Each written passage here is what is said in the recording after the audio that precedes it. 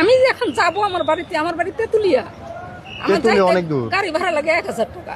এখন আমি কার কাছে হাত পাতবো? শুধু নির্যাতন না, ওই মালিকের ছেলে প্রতিদিন রাত্রে ওই মেয়েটাকে নির্যাতন করতো। সিলেটের একটা মেয়ে গেছে, ওর বয়স 17 বছর, ওর বাবা ক্যান্সারে আক্রান্ত হয়ে মারা গেছে, ওর মাও ক্যান্সার, ওরা 2 বোন বাধ্য হয়ে গেছে, গরিব মানুষ।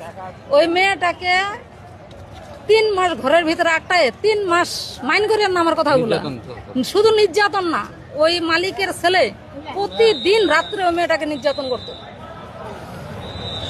তারা তো আসলে দুঃখে পড়ে যায়, কিন্তু তারপরে নির্যাতিত হয়ে যাচ্ছে। মেয়েটা আমার গলায় যে জাবরায় ধরে কান্নাগুলো করছে, আমার যদি ক্ষমতা থাকতো আমি নিয়ে আসতাম মেয়েটাকে, কিন্তু আমার কোনো ক্ষমতা নেই। অসহায়ের মতো বাংলাদেশের মানুষ এখানে অসহায়, কিছু করার নাই। নির্যাতিত হয়ে গেলে ওটা মুখ বুঝে সহ্য করতে হয়। আমি এখন যাইতে পারবো না আপনাকে, যেমন এখন আমার কাছে 10 টাকা নাই, আমি কিন্তু যেভাবে হোক আসছি। যখন এখানে ঢুকলাম তখন কিন্তু আমার খুব খারাপ লাগতেছে যে আমার ফ্যামিলি থেকে কেউ আসে নাই, প্লাস আমার কাছে টাকা নেই।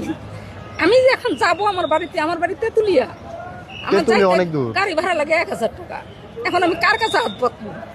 অবশ্যই চাইলে সহযোগিতা অবশ্যই আমাদের বাংলাদেশি লোক করবে, কিন্তু বিদেশি লোক করে না। আপনি হয়তো বা 1000 টাকা যেভাবে বাংলাদেশ থেকে ম্যানেজ করতে পারবেন, বা আপনার মতো যারা আছে বাংলাদেশে কিন্তু অনেক কাজের সুযোগ আছে, গার্মেন্টে আছে, বাসা বাড়িও কিন্তু বাংলাদেশে আছে। আমাদের মতো কর্মীগুলো যে যায় আমরা নিজেই ভুল করি, আসলে যাওয়াটা ঠিক না। এই যে 2 মাস পরে আসছেন, আবার 2 লাখ টাকার মতো খরচ হয়ে গেছে। 2 লাখের বেশি হয়েছে হিসাব করতে গেলে।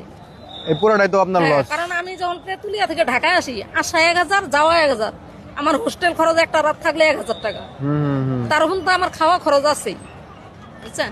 তবে আমি নিষেধ করব, যদি আপনি আমার ভিডিও করে থাকেন তাহলে আমি নিষেধ করব আপনারা এই আমাদের বাংলাদেশি কর্মী যাওয়া বন্ধ করে দেন।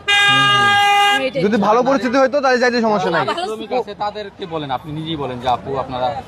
হ্যাঁ, আসসালামু আলাইকুম আপুরা। আমি বলতেছি আমি সৌদি আরব এক প্রবাসী, ফিরত প্রবাসী, তাই বলতেছি আপনারা যায়েন না, আমি অনুরোধ করে বলবো।